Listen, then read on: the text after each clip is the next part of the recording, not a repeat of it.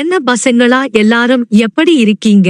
சரி வாங்க நாம இப்ப ஒரு செமையான கதைக்குள்ள போலாம். அதுக்கு முன்னாடி நம்ம சேனலை சப்ஸ்கிரைப் பண்ணுங்க. கதை எப்படி இருக்குன்னு கமெண்ட்ஸ்ல சொல்லுங்க. கோவை ராஜா வயது திருமணமானவன். எனது திருமண வாழ்க்கைக்கு எந்த ஒரு குறையும் இல்லை. ஆசை என்றுமே எல்லைகள் அற்றது. ஆசைப்படும் போதும் சந்தர்ப்பம் கிடைக்கும் பொழுதும் அனுபவிக்க தவறுவதில்லை. கடந்த ஒரு மாதமாக ஒரு படத்துக்காக மிகவும் ஆவலுடன் எதிர்பார்த்து காத்து கொண்டிருந்தேன். படம் ரிலீஸ் ஆகஸ்ட் இன்னும் 2 நாட்கள் இருக்கும் முன்னர் கோவையில் உள்ள பிரபலமான ஒரு மாலில் கேட் புக் செய்ய முயற்சி செய்தேன்.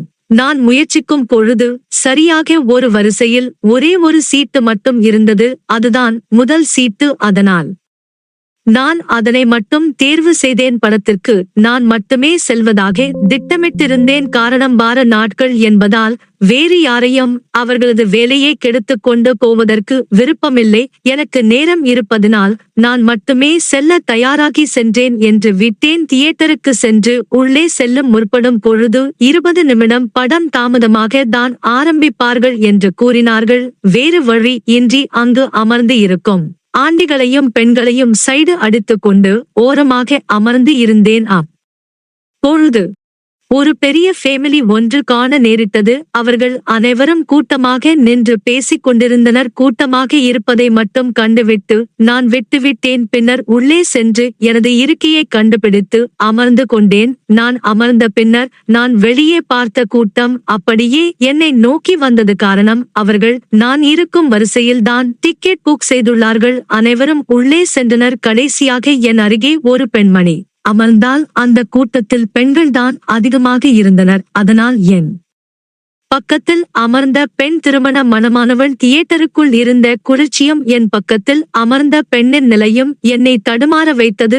நான் வேலைக்கு சென்று நடுவில் வந்ததால் நான் பார்மல் ஆசைதான் அணிந்திருந்தேன். நான் அவளையே பார்த்து கொண்டிருந்தேன். நீண்ட நாட்களுக்கு பிறகு தனியாக படத்துக்கு வந்துள்ளேன். அதுவும் எனது அருகில் ஒரு பெண். இப்படி ஒரு வாய்ப்பு கிடைக்கும் என்று நான் சற்றும் எதிர்பார்க்கவில்லை. திடீரென என் அருகில் இருந்த பெண்மணி நான் அவளையே பார்த்து கொண்டிருப்பதை பார்த்துவிட்டார் என்று தெரியவில்லை. எழுந்து அவளின் அருகில் இருந்த அவளின் அம்மாவை என் அருகில் அமரச் செய்து அவள் தள்ளி அமர்ந்து விட்டாள். எனக்கு அது பெருசா ஏமாற்றமாக இருந்தது. அவமானமாக இல்லை. காரணம், அவர்களுக்கும் எனக்கும் முன்பின் தெரியாததால் அதை பற்றி நான் கவலைப்படவில்லை. அவள் நான் இருந்த பின்பு என் அருகில் வந்து அமர்ந்த அவரது அம்மா அவளை விட மிகவும் பெரியவளாக இருந்ததனால் அமர நேரிட்டது.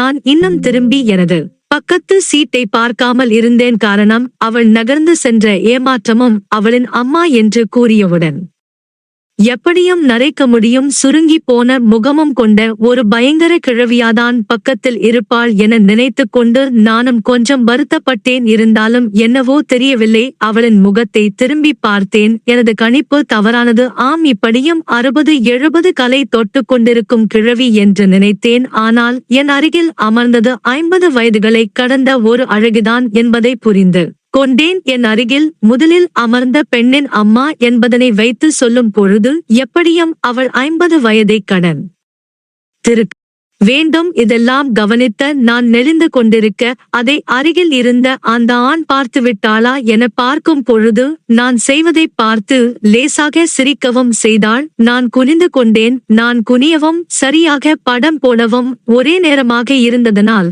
தியேட்டரில் இருள் பரவ ஆரம்பித்தது. தியேட்டரில் இருள் பரம்பியவுடன் கொஞ்சம் பொறுமை காத்து செய்ய நினைத்தேன். அவளின் நடவடிக்கையில் வித்தியாசத்தை உணர ஆரம்பித்தேன். உண்மையில் இப்படி ஒரு சம்பவம் நடக்கும் என நான் நினைக்கவில்லை. 50 வயதை கடந்த ஆண்டியுடன் அவளின் திருமணமான மகளை அருகில் வைத்துக் கொண்டு இப்படி இருப்பேன் என்று நினைக்கவில்லை. நான் உண்மையிலேயே ஆசை அதிகம் கொண்டவன். அதனால் அவள் பக்கத்தில் இருந்தும் என்னால் எதுவும் செய்ய முடியவில்லை என்ற ஏக்கம் என்னை தவித்துக் கொண்டே இருந்தது. இருப்பினும் வேறு வழி இன்றி இருவரும் ஒருவரை ஒருவர் பார்த்து கொண்டே இருந்தோம். சரியாக இடைவேளை வந்தது. அப்பொழுது நாங்கள் இருவர் சகஜ நிலைமையில் இருப்பது போல நின்றோம். நான் எனது போனை எடுத்து குனிந்து நோண்டிக் கொண்டிருந்தேன். அந்த நேரம் அந்த வரிசையில் இருந்த அனைவரும் என்னை கடந்து சென்று கொண்டிருந்தனர். அவர்கள் எழுந்து நடந்த பின்னர் அவளின் மகள் வா என்று அவளையும் அழைக்க, அவள் மகள் நகர்ந்தவுடன் அவளும் எந்திரிக்க முற்பட்டாள். அவள் எந்திரத்தில் என்னை கடந்து செய்யும் பொழுது இது நடக்கும் என்று முன்னரே அவள் யோகித்திருப்பாளோ என்று என்னவோ நான் செய்ததற்கு என்னை திரும்பிக் கூட பார்க்காமல் சென்று விட்டாள். அவள் என்னை கடந்து கொஞ்ச தூரம் சென்ற பிறகு அவளின் முழு உருவத்தையும் வெளிச்சத்தில் நான் பார்த்தேன்.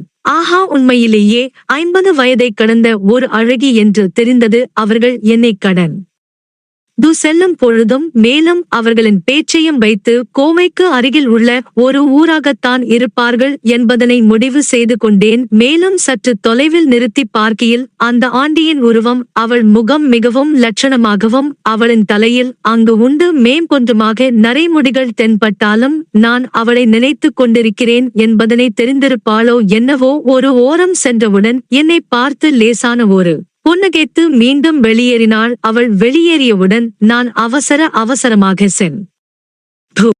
பாத்ரூம் சென்று எனது நிலையை பார்த்தேன். அதிர்ஷ்டம் இருந்தால் கண்டிப்பாக அந்த ஆண்டி உனக்குத்தான் கவலைப்படாதே என்று கூறி எனது தம்பியை சமாதானம் சொல்லிவிட்டு மீண்டும் தியேட்டருக்குள் அவர்கள் வரும் முன்னர் வந்துவிட வேண்டும் என்று அவசரமாக ஓடி வந்தேன். நல்ல வேளையாக அவர்கள் இன்னும் வரவில்லை. நானும் வந்து அமர்ந்து கொண்டு எனது போனை நோண்டிக் கொண்டிருந்தேன்.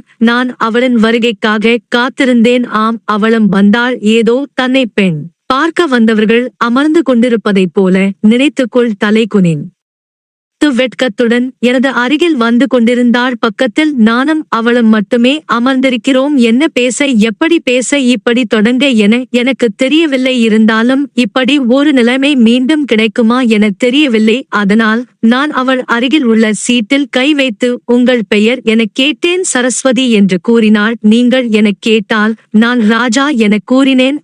அவர்கள் வருவதற்குள் உன்னுடைய போன் நம்பரை குடித்து விடுகிறாயா என கேட்டால் நான் எனது போன் நம்பர் சொல்லும் முன்னரே நிறுத்தி அவளின் போன் நம்பரை கொடுத்து கால் செய்யுமாறு கூறினாள். நாளை காலை உனக்கு நான் போன் செய்வேன், அதுவரை எதுவும் பண்ண வேண்டாம் என்று கூறினாள். சரியாக அவர்களின் உறவினர்கள் அனைவரும் வர ஆரம்பித்து விட்டனர். அப்படியே போனை எடுத்து என் காதில் வைத்துக் கொண்டு நான் போன் பேசுவது போல அவளிடம், என்னை தயவு செய்து மறந்து விடாதீர்கள், நாளை உங்களின் போனுக்காக காத்து கொண்டிருப்பேன் என கூறினேன்.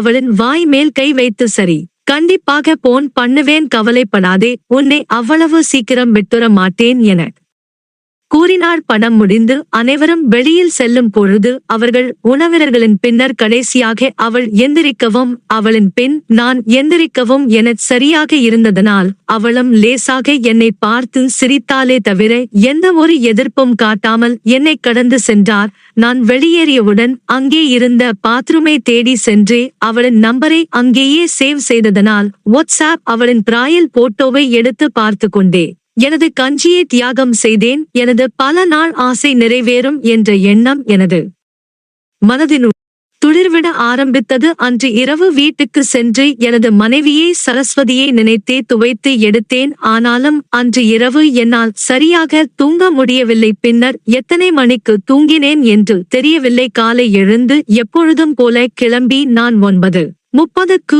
எனது அலுவலகம் சென்றேன். 9:45 நெருங்கும் பொழுது அவளிடம் இருந்த போன் வந்தது. 5 வினாடிகள் அவளின் பெயரை பார்த்து கொண்டே இருந்த நான் பின்னர் சுதாரித்து எடுத்து அவளிடம் பேச ஆரம்பித்தேன். அவள், நான் தான் சரஸ்வதி பேசுகிறேன் என்று ஆரம்பித்தாள். லுங்கள் என நானும் ஆரம்பித்தேன். என்ன, நேற்று நடந்தது ஞாபகம் இருக்கிறதா என்று அவள் கேட்க, நான் உங்களுக்கு ஞாபகம் இருக்கிறதா என கேட்டேன். மறக்க முடியாமல் இருப்பதனால் தான் காலை நேரமாகவே போன் செய்ததாக கூறினாள். மேலும் நான் கேட்டேன், உங்கள் உறவினர்கள் அனைவரும் வீட்டில் இருப்பார்களே, எப்படி பேசுகிறீர்கள் என்று. இல்லை, அவர்கள் அனைவரும் வீட்டில் இருக்கிறார்கள், நான் தோட்டத்துக்கு வந்து விட்டேன் என கூறினாள். பின்னர் என்னை பேசவே அனுமதிக்காமல், இன்று நீங்கள் ஃப்ரீயாக இருந்தால் நாம் சந்திப்போமா என கேட்டால் நான் அதற்குத்தானே காத்திருக்கிறேன், எப்போ எங்கே என்று சொல்லுங்கள் எனக் கூறினேன். கோவையில் இருந்து பொள்ளாச்சி வரும் வழியில் ஒரு இடத்தின் பெயரைக் கூறினாள். அங்கு வந்துவிட்டு போன் செய்யுமாறு சொன்னாள். நானும் எப்பொழுது வரை உங்களால் இருக்க முடியும் எனக் கேட்டேன். எவ்வளவு சீக்கிரம் வருகிறீர்களோ அவ்வளவு நேரம் நமக்கு நல்லது என்று கூறினார். சரி என்று பேசி முடித்துவிட்டு எனது அலுவலகத்தில் பொள்ளாச்சியில் ஒரு வேலை நிமித்தமாக செல்வதாக கூறிவிட்டு உடனடியாக கிளம்பினேன். நான் கிளம்பும் பொழுது மணி 10:30 இருக்கும். ஆபீஸில் இருந்து வெளியே வந்தவுடன் சரஸ்வதிக்கு போன் அடித்தேன். எடுத்தார்கள். என்ன கிளம்பிட்டியா என்று கேட்டால் ஆமாம் எனக் கூறினேன். நானும் அவளிடம் சரியான விலாசத்தை கேட்டு தெரிந்து கொண்டு அருகில் வந்து போன் செய்வதாக கூறினேன். அவள் கூறிய இடத்துக்கு சரியாக 11:30 இருக்கும். நான் செல்லும் பொழுது அவளுக்கு போன் செய்தவுடன் எங்கே இருக்கிறாய் என்றாள். விவரத்தை சொன்னேன். மீண்டும் ஒரு இடத்தை கூறி போன் லைனே இருந்தே வழி சொன்னாள். நானும் மெயின் ரோட்டில் இருந்து கொஞ்ச தூரம் உள்ளே வந்தேன். அந்த ரோட்டில் பெரிதாக ஆள் நடமாட்டமும் வண்டிகளும் செல்வதாக இல்லை. பின்னர் ஒரு தோட்டத்திற்கு நடுவில் பெரிய கேட்டு ஒன்று இருந்தது. அதை திறந்துதான் இருக்கிறது எனவும் ஓபன் செய்துவிட்டு உள்ளே பிளாக் செய்துவிட்டு வருமாறு கூறினாள். நானும் அவள் சொன்னது போல கதவை திறந்து உள்ளே சென்று கதவை மூடிவிட்டு பயணித்தேன். நான் மெயின் ரோட்டில் இருந்து அவளின் தோட்டம் வரும் வரை பெரிதாக எதுவும் வண்டியும் பார்க்கவில்லை. ஆனால் நடமாட்டமோ இல்லை. நல்ல வேளையாக நான் அவளிடம் முன்னரே பார்த்து பேசி இருந்ததனால் எனக்கு எந்த ஒரு பயமும் இல்லை. ஆனால் இப்படி ஒரு நிகழ்ச்சி எனது வாழ்வில் நடக்காதனால் சற்று பதட்டமாக உணர்ந்தேன். பின்னர் நான் வண்டியில் உள்ளே சென்று கொஞ்ச தூரத்திலேயே ஒரு அழகிய பண்ணை வீடு தென்பட்டது. ஓட்டு வீடுதான். நான் அங்கே வந்து ஒரு மரத்தின் நொடியில் வண்டியை நிறுத்துமாறு கூறினாள். நானும் நிறுத்தினேன். பின்னர் அவள் கூறியது போலவே அந்த வீட்டின் முன்னாடி வந்து எனது செருப்புடன் உள்ளே நுழைந்தேன். உள்ளே நுழையும் வரையிலும் போனிலேயே இருந்தாள். நான் உள்ளே நுழைந்தவுடன் ஒரு ஹால் இருந்தது. அங்கு யாரையும் காணும். கதவை லாக் செய்த பின்னர் நான் சரஸ்வதி எனக் கூப்பிட்டேன். அவளும் ஹாலில் ஏதோ ஒரு மூலையில் இருந்து இறங்க வரேன் எனக் கூறினாள். நானும் அங்கிருந்த சோபாவில் அமர்ந்தேன். நான் அமர்ந்த ஒரு சில நொடிகளில் சரஸ்வதி வந்தாள். எப்பொழுதுமே எனது எதிர்பார்ப்புகளை இவள் தவறு கூடி ஆக்கி விடுகிறாள். ஆம், பட்டுப்புடவை உடுத்தி தலை நிறைய பூ வைத்து புதுப்பெண் போல மேக்கப்பட்டில் லிப்ஸ்டிக் போட்டு பர்பியும் அடித்து ஒரு டம்ளரில் பால் எடுத்துக்கொண்டு என் அருகே வந்தாள். அவளை பார்த்தவுடன் சில நொடிகள் சிலையான நான் அவள் என்னை நோக்கி வருவதைக் கண்டு தானாக எழுந்து நின்றேன்.